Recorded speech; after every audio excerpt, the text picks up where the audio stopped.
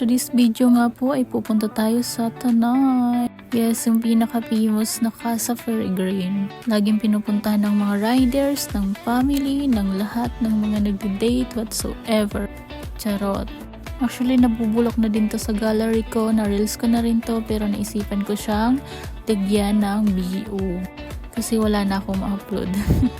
Actually, sobrang ganda dyan. May entrance fee din dyan. Last 2024 patata to no video na to eh. Kaya hindi ko na alam kung magkano yung entrance fee nila ngayon. Kasi guys, anong taon na.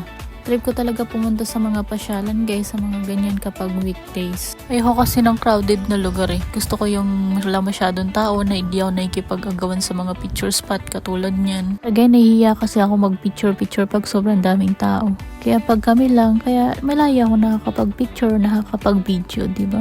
Dami ko pang emote. Sana all payat pa. O diba guys, ang ganda.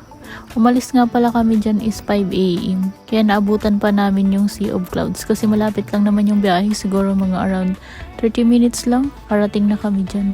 May restaurant pala dyan guys kung gusto nyong kumain, mag-breakfast or mag-kape. Pero sa case namin hindi kami nagkape dyan kasi medyo pricey. Alam niyo naman, medyo limited lagi yung budget. Kaya naghahanap talaga kami ng lugar na pwedeng kainan na hindi naman ganun mabubutas yung bulsa namin. Tsaka ako talaga yung tipo ng tao na ayaw pupunta talaga sa mga fancy resto or mga mahal na pagkainan. Gusto ko lagi yung simple lang. Kaya lang naman kami napunta dyan kasi nakita ko lang nag-trending yan kasi last 2024. Tapos sakto, wala naman masyadong tao kaya pumasok na rin kami. Actually, nung time na yun, di pa ganun bukas lahat yung mga amenities nila. Mga saradong part pa sila dyan.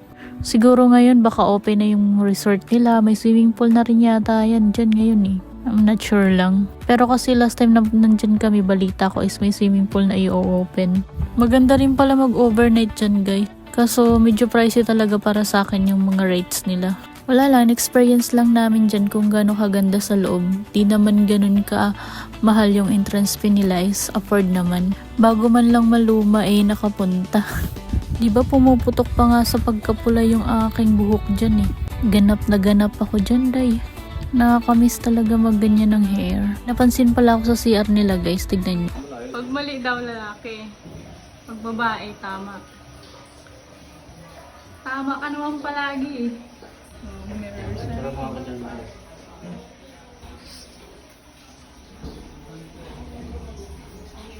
O diba, after nga pala namin doon pumunta kami sa Amyanan. Nakita ko kasi dyan na may breakfast platter sila.